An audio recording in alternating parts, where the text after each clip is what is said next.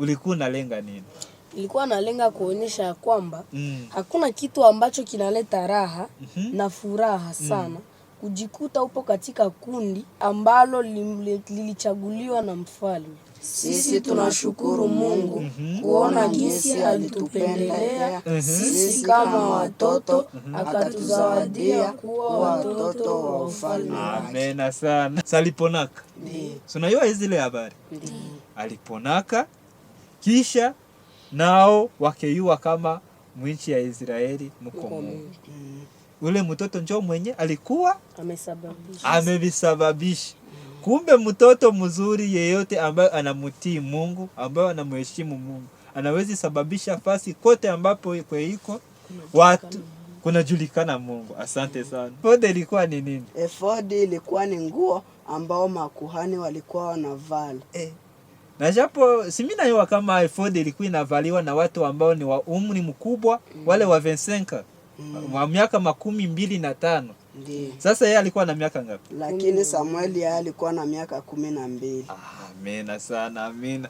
Maana wakati mtu anaingia mambo ya Mungu, anakuwa mtumishi wa Mungu na angali mdogo, kuna wakati inamufikiaka anatumika majukumu ya mtu mkubwa na angali wanapashwa kula namna gani? Ni kusema mtoto mzuri pia Mkristo mwenye anataka kuwa na maendeleo katika akili na vingine tu. Anapashwa kujiepusha kukula, kujiepusha kukunywa pombe. Kunywa pombe.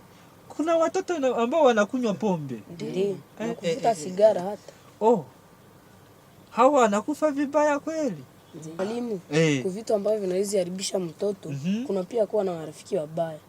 Mtoto anaweza kuwa ni mtoto mzuri, lakini akikuwa na marafiki wabaya, wanamharibisha kwa gizi alikuwa. Wanamwambukizia hizi tabia mbaya.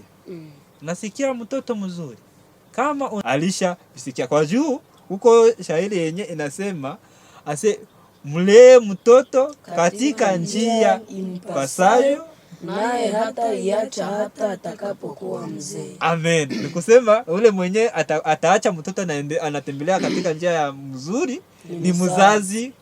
Lakini mtoto mpumbavu mzarau mama. Mtoto mpumbavu mzarau mama. Na wewe kumbe na mtoto mwenye anazarau, kumbe mtoto mwenye anazarau mamaye ni mtoto mpumbavu. Mtoto mpumbavu. Mama yako anakutumana nakatala. Anawasaidia wazazi ukazi zao, hata enda zerera huko. Watoto wenyewe wanazerera wakati mzazi anataka kopo yenyewe iko pale, anakosa kwa kutumana, na japo mtoto alishaenda zerera. Wanyenyekevu muwaone, muwaambie pia. Mnawaonya watoto wenzenu nini? Tunawaonya watoto wenzetu kuwa na adabu, watiifu. Jambo wapendwa watazamaji, tunawakaribisha sana katika kipindi hiki, na mnaona jinsi kwa muonekano wake itakuwa ya kupendeza. Tuko na watoto wacha Mungu ambao wametutembelea, ambao wako na vya mingi ya kutufikishia. Sasa tunawaomba ili nyinyi nyote muwe karibu na muwe chonjo ili mufuate yale ambayo wametuandalia. Wanatatuambia kipindi yenyewe ambayo mmetuandalia ni kipindi gani?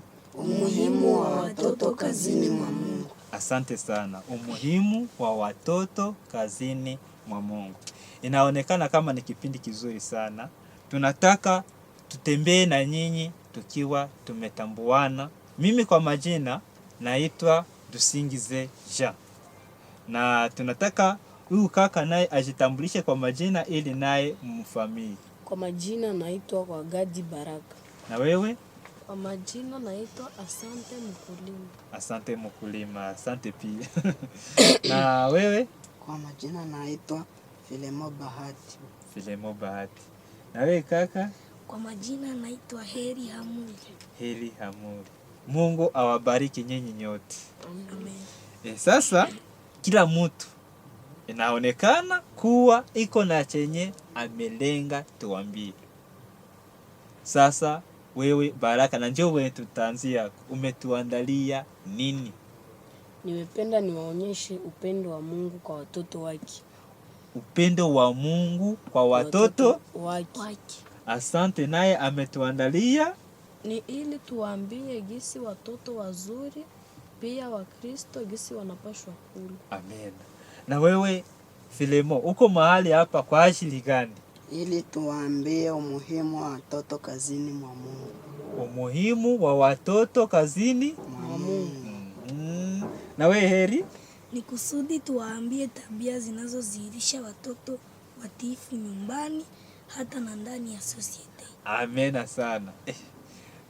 Nawaza kwa wasikilizaji mlishasikia vitu vizuri ambavyo wanataka tufikishie. Tunataomba kwanza mmoja kati yenu Filemo atuombee, baadaye tuendelee na tulishapata ombi. Karibu. Tuombe. Baba mtakatifu, unayeketi mahali pa kunuka juu mbinguni, sifa na shukrani vikurudie kwa kuwa uko mwema, ulitulinda, umetufikisha katika kipindi hiki, ni tungali wazima, jina lako lipewe sifa. Amen. Mbele ya tutusamee dhambi na makosa, utoshe na damu ya Kristo msalaba Kalvari, ili majina tatakupoza kuandikwa upya katika tochi uzima tazikula santi jina lako. Amen. Tunata jifunza neno lenyewe, tunata jifunza ipate kuwa baraka kwetu na kwa wasikilizaji pia. Tunaomba kwa machache mengi utubariki katika jina la Yesu. Amen. Asante sana. Tunataka endelesha maongezi yetu. Sasa jinsi mumetuelezea huu wa kwanza na ndio Baraka ametuambia jinsi iko mahali hapa ili atuelezee upendo wa Mungu kwa ajili ya watoto wake. Ulikuwa unalenga nini? Nilikuwa nalenga kuonyesha kwamba hakuna kitu ambacho kinaleta raha na furaha sana kujikuta upo katika kundi ambalo lilichaguliwa na Mungu. Kama hivyo katika kitabu cha Mathayo. Kwanza kadogo. Hakuna kitu ambacho kinaleta raha na furaha sawa jinsi kujikuta katika kikundi ambacho kimechaguliwa na mfalme. Sasa ile inamaanisha nini? Inamaanisha katika kitabu cha Mathayo, kwa sababu katika kitabu cha Mathayo 19 mstari wa 14 ambapo panasema lakini Yesu akasema, waacheni watoto wadogo waje kwangu, wala msiwazuie, kwa maana walio mfano wa hao ufalme wa mbinguni ni wao. Ina maana ya kuwa kila mtu ambaye atajifananishwa na mtoto mdogo, kila mtu ambaye atakuwa kama mtoto mdogo ndiye ambaye ataurithi ufalme wa mbinguni. Kwa sababu watoto wadogo wanaweza wakazozana ama wakagombana kwa saa hizi, lakini saa zijazo unakutana tena wameungana na ni marafiki pamoja. Hawana ugomvi. Tena wazazi wa watoto wale wanaweza kuwa wako na ugomvi, mzazi anamwambia usifikaki mwabo huyu, lakini yeye kukishapita muda kidogo vile wote unakutana alishafika kwao. Watoto wadogo kumbe wana roho nzuri. Hawakuwake na kiburi, hawakuwa na majivuno, hawakuwake na ugomvi. Bali hao mtu mwenye anawaonesha furaha wanamwendee. Pale sasa ni kusema kufuatana na ile verse na jinsi umetutafsiria. Inaonekana kama watoto wao ufalme wa mbingu vrai upa ni wao. Kwa juu mioyo yao inatakasika. Ni kitu kizuri. Ndio maana na nyinyi mnafurahia sasa kukua katika ile kikundi. Sasa kuhusu hii maneno nyinyi wote mnasema nini? Sisi tunashukuru Mungu kuona jinsi alitupendelea sisi kama watoto, akatuzawadia kuwa watoto wa ufalme. Amena sana. Mnapendeza sana. Mungu awabariki sana. Maana mnafurahia kuona Mungu amewazawadia kukua miongoni mwa wale ambao amewahaidia ufalme wake. Amena sana. Mungu awabariki. Sasa hapa hii maneno imesikilikana na lengo lako ambalo limekufikisha hapa ni kweli ni nzuri sana. Na hii ujumbe iwafikie nyinyi watazamaji wetu na watoto ambao hawamchi Mungu, nao tunawaomba ili mjiunge katika kikundi cha wale sawa kama na hawa ambao wanaabudu Mungu na kumcha Mungu na kumheshimu Mungu. Sasa tunafika kwa pili, ni Filemo. Naye ametuambia kama iko mahali hapa kwa ajili ya kutuambia umuhimu wa watoto kazini mwa Mungu. Sasa wewe ulikuwa unalenga kutuambia nini?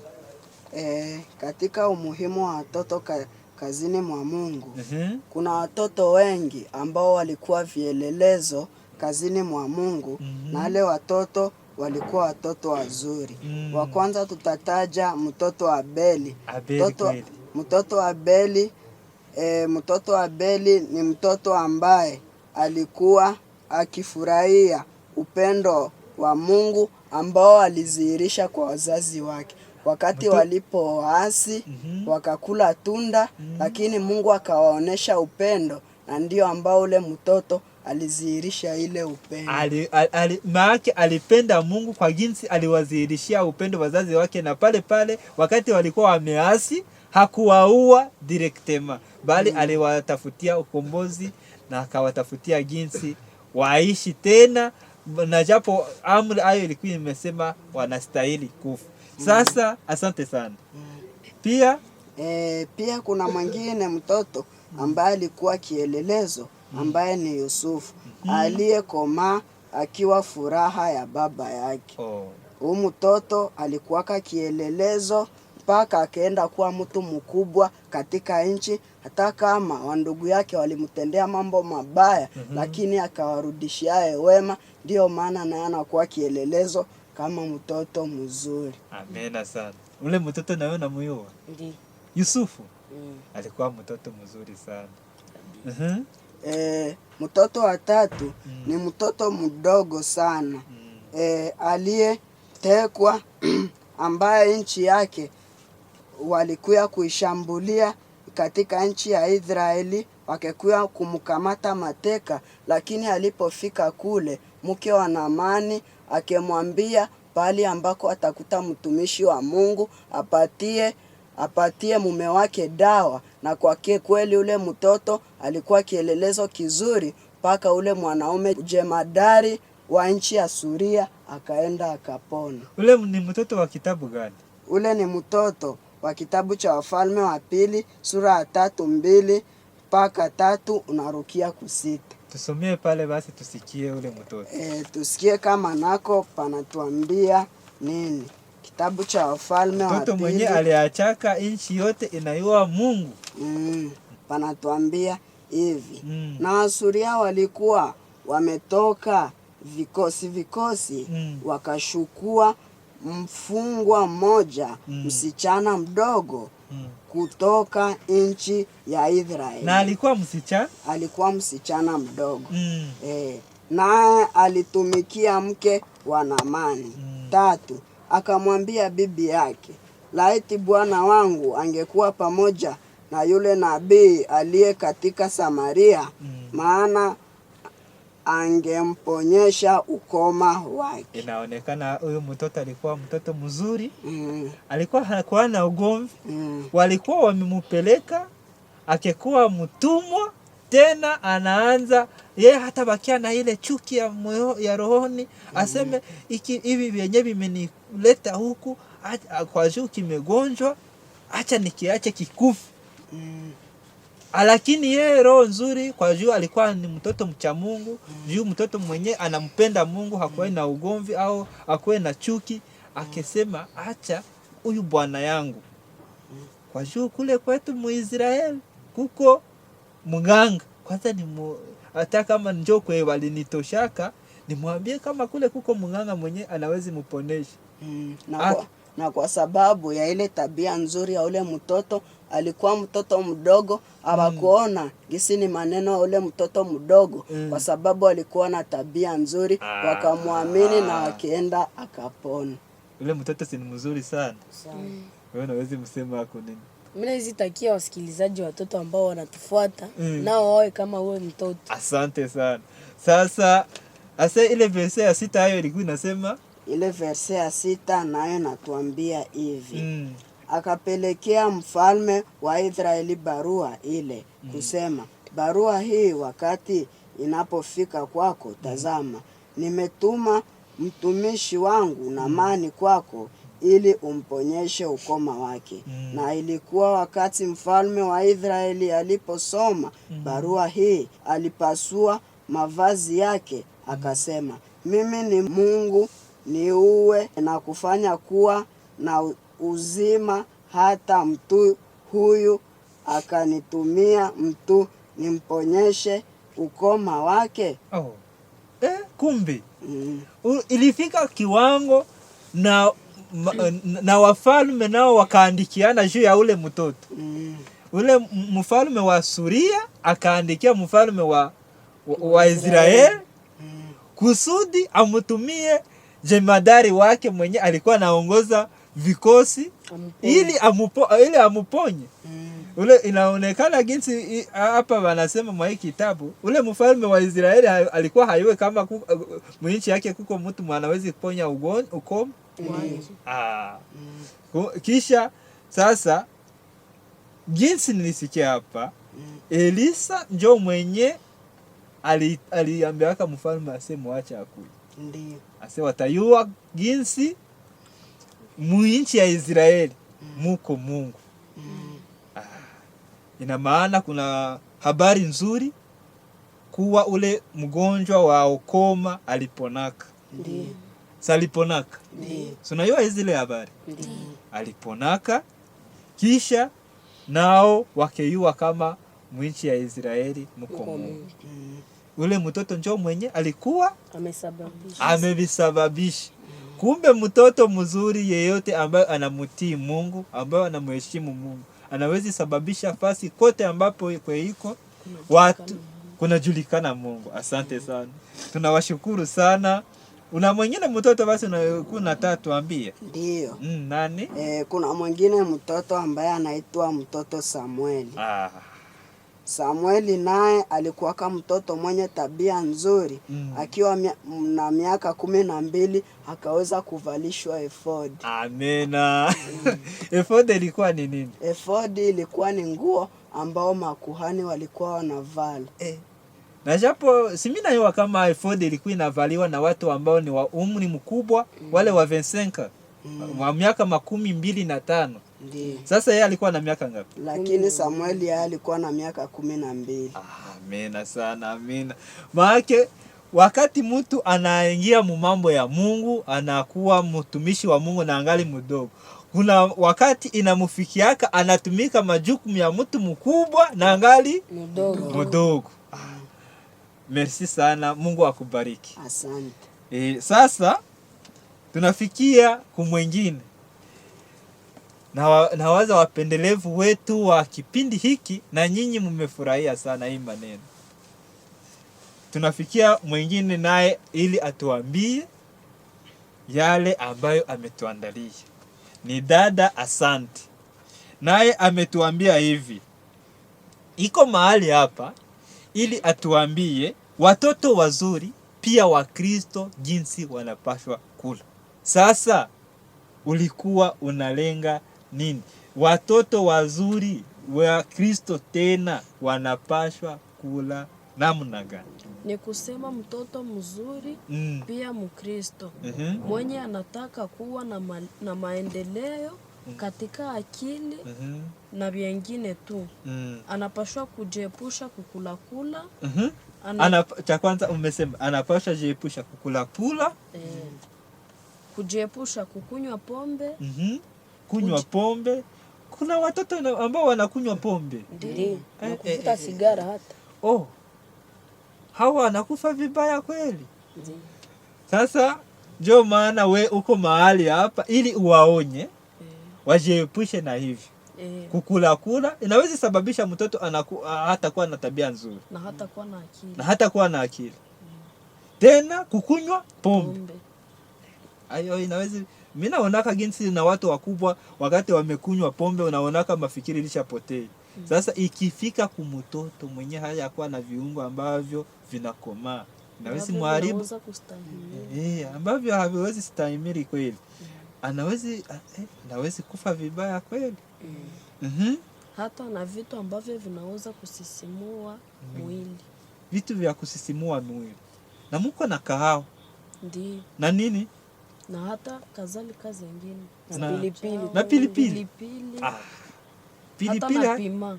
pilipili au pima haistahili kumtoto ambaye anataka akuwe na akili na afya nzuri, pia na maendeleo mazuri. Asante sana, asante. Na vile vingine. Na vingine kuko vya mingi vya vinaweza haribu mtoto. Amena sana, Mungu akubariki. Amen. Hakuna vingine. Hakuna. Pia mwalimu, kwa vitu ambavyo vinaweza haribisha mtoto, kuna pia kuwa na marafiki wabaya. Mtoto anaweza kuwa ni mtoto mzuri, lakini ikikuwa na marafiki wabaya, wanamharibisha kwa gizi alikuwa. Wanamwambukizia zile tabia mbaya. Nasikia mtoto mzuri. Kama unataka ukuwe mtoto mzuri, mwenye kuheshimiwa, mwenye kupendwa, ujiepushe na marafiki wabaya. Pia ufuate hii onyo ambayo huyu dada amekushauri. Kujiepusha kukula, aseme inaachaka mtoto hata kuwa na tabia nzuri na hata kuwa na akili. Ujiepushe kunywa vileo, pombe, hata Na pima. na kukula pima. Ile vitu vya kusisimua mwili, na ile kahawa nayo inaachaka mwili inakuwa mubaya sana. Vile ni vyenye vinaweza sababisha mtoto anakuwa mubaya au anakuwa na tabia mbaya kupitia ile mlo wake. Sasa kuko na vingine na mimi nakumbuka sukari ya wandani. Kuko kitabu yenye inasema hivi, ukimpatia mtoto sukari miezi 6 tu, aseme pale umemaliza kumfanya mpumbavu maishani yake yote.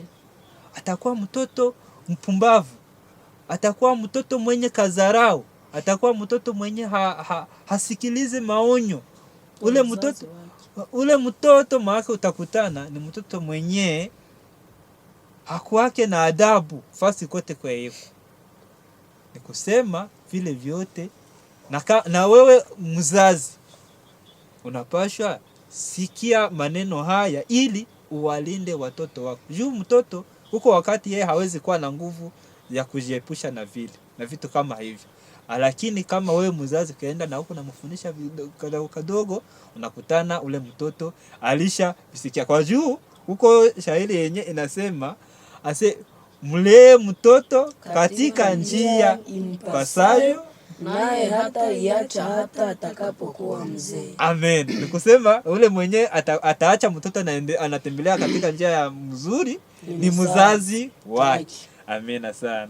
Sasa tunafika kumutu wa mwisho, mtoto wa mwisho. Na yeye ndio mwanatatuambia wenye ametuandalia leo. Naye ametuambia jinsi ametuandalia tabia ambazo zinazihirisha mtoto mtiifu.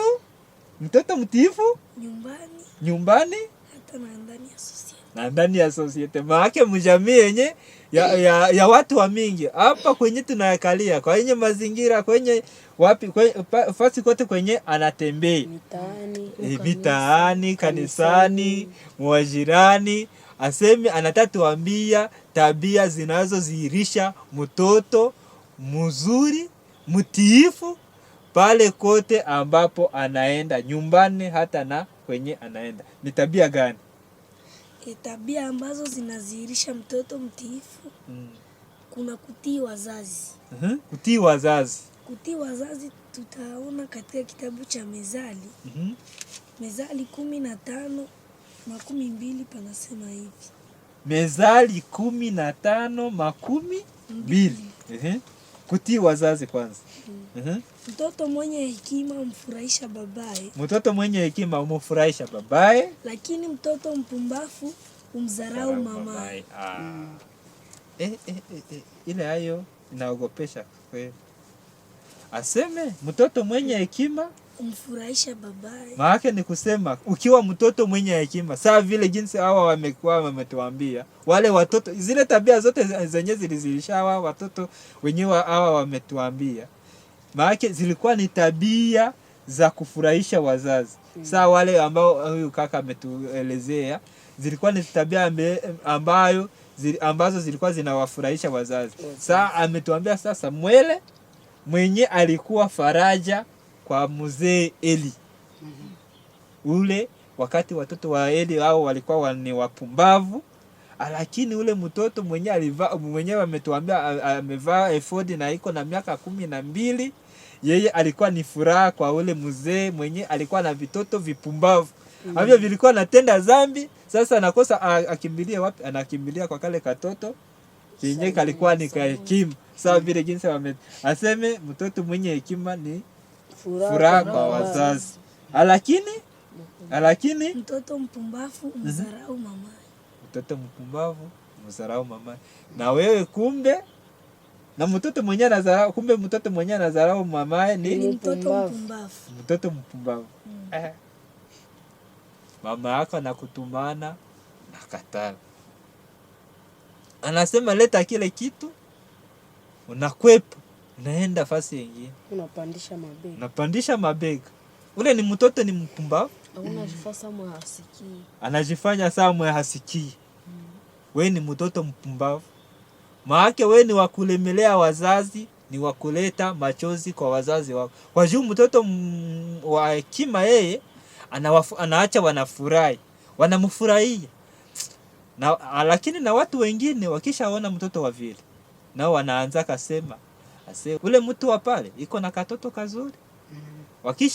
Wakisha katumana, anaona wende niletea sabuni pale. Wanakapatia makuta, njoo hizi zenye wamenirudishia. Wanasema aka katoto hakaziiba hata. Na japo sisi tulikuwa na waza iko nauza hizi na hizi. Lakini anaona kanamrudishia zile makuta. Anakafurahi kale katoto ni katoto ka Mungu. Kumbe ule amekuwa furaha kwa wazazi wake. Na mzazi akisha sikia jinsi wako anasema mtoto wake vizuri, sasa furahi sana. Sasa kumbe na wewe mtoto, kusudi uwe heshima kwa wazazi wako, ukuwe na watii na usikuwe na wazarau. Endelea, kuna chengine chenye utatuambia? Ndio. Anawasaidia wazazi. Ukazi zao, hata enda zerera. Huko watoto wenyewe wanazerera. Na wewe usiuna wayo. Sasa watoto wenyewe wanazereraka, wanaenda zuba katika makartie na hawatawasaidia wazazi. Wakati mzazi anataka kopo yenyewe iko pale, anakosa wa kutumana, na japo mtoto alishaenda zerera. Ule ni mtoto mubaya sana. Sasa mtoto wa akili mwenye anahitajika wa tabia nzuri, umetuambia ni anawasaidia wazazi. Endelea basi, utuambie, niko naona umetuandalia ya mingi. Anawaheshimu watu wote ambao wanamshinda umri. Na waheshimu watu wote ambao wanamzidi umri. Wakati anapoenda fasi popote anawajumlisha wazazi wake. Amina. Ni mwepesi kusikia mashauri ya wazazi. Si mwizi. Hata na vingine. Amina sana. Nanifurahisha kweli. Si mwizi, hata anawasaidia wazazi na anawaheshimu watu wote ambao wanamuzidi umri. Mungu awabariki kweli. Na mimi nawatakia Mungu aendelee kwa kumalisha kipaji yenu ya mema ambayo mmetuandalia leo. Mungu awabariki. Sasa ni onyo gani ambayo mnawapatia watoto wenzenu? Tunawaonya watoto wenzetu kuwa na adabu, watiifu na wanyenyekevu. Muwaone, muwaambie pia. Mnawaonya watoto wenzenu nini? Tunawaonya watoto wenzetu kuwa na adabu, watiifu na wanyenyekevu. Kuwa na adabu, watiifu, wanyenyekevu. Sasa watoto, mnaona jinsi wenzenu wanawaalika ili muwe watiifu muwe wenye kuwa na adabu pia na wanyenyekevu. Na sisi tunawatakia hayo, ili nyinyi wote musiwe wapumbavu sawa wale ambao tumewasoma katika kitabu cha Mezali, bali muwe watiifu, wanyenyekevu, wenye adabu, ili wazazi wenu wawafurahie. Mungu awabariki, na tunawashukuru jinsi mlikuwa nasi katika kipindi hiki na mmekifuata, na tunawaalikia vingine vyote ambavyo vitakuwa hapa mbeleni. Mungu awabariki. Kwaherini.